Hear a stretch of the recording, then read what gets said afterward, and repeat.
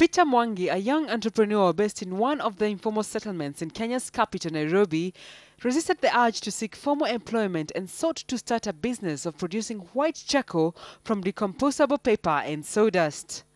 We realized that there are challenges that we are facing, we are the youth.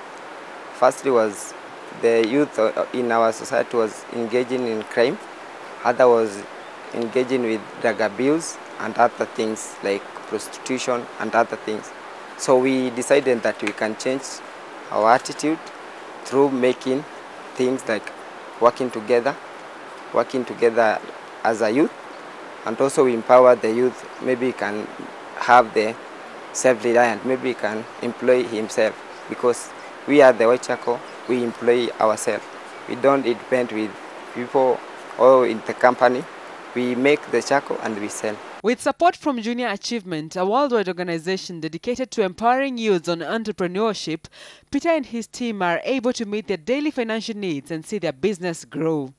We teach people how to do proper market studies, then how to raise funds, then how to manage the company, then they run it. We accompany them throughout a period. And then we keep reminding them of where to do things slightly different so that it can be yet a little bit better. And then over time, people come with their own ideas because they start to see things differently, and they will point out things to us even that we couldn't even think of, simply because the people are really on the ground and they understand the environment. Experts feel that the emphasis on youth to embrace the opportunities that ICT have to offer is far from the reality, since most of the youths in the rural and informal setups do not have access to these technologies. ICT is certainly a big part of the world we all live in, but I think for so many young people around the world, here in Africa, parts of Asia and Latin America, ICT is a long way from them. And many of them are living in very difficult circumstances and don't have access to that kind of technology. And so taking them where they are and engaging them where they are and giving them the basic skills that they need to run a business, start a business, and take care of themselves and their families, I think is vitally important. As they progress and as their little businesses succeed, that maybe is when they can look at ICT and get some of the training and skills that are required for that. But I think it's important to engage young people where they are. It's estimated that 78% of Kenya's population are the youth, with 64% being unemployed. Entrepreneurship is a route few dare to venture, with most scouting for white-collar jobs, which are hard to come by, and for those who venture, management of finance for their farms is a key concern. If you think that the people here don't know how to manage cash, look at Europe, where it is right now, look at the United States, where it is.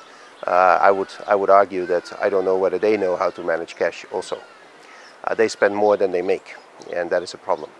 Where here people people live on a day-to-day basis, and so, but that is because there's no discretionary income that they can save, and that is because there's no credit. And so with the efforts of microfinancing, with changes in productions where instead of producing, let's say, a kilo of soap, you produce 100 grams of soap, all of a sudden you have access to a larger market.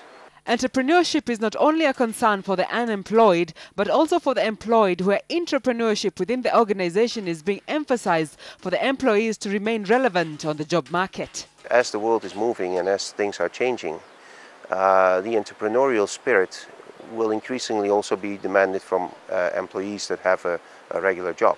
So ultimately, creativity and entrepreneurship will be increasingly in demand.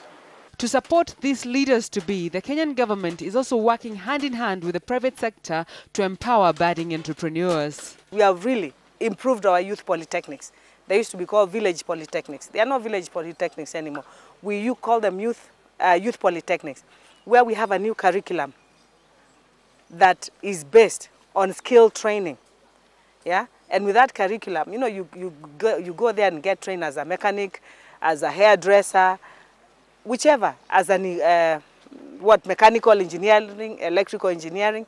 And from the youth polytechnics, you are able to proceed to universities, to a technical university to get a degree. But if you're not able to proceed to the universities and for a degree, Then within the youth, after you finish Youth Polytechnic, through the Youth Fund, you apply for money and start your own business. For entrepreneurs like Peter, his growing profit and clientele base is an indication that entrepreneurship with proper mentorship can be rewarding for those who explore the opportunities it has to offer.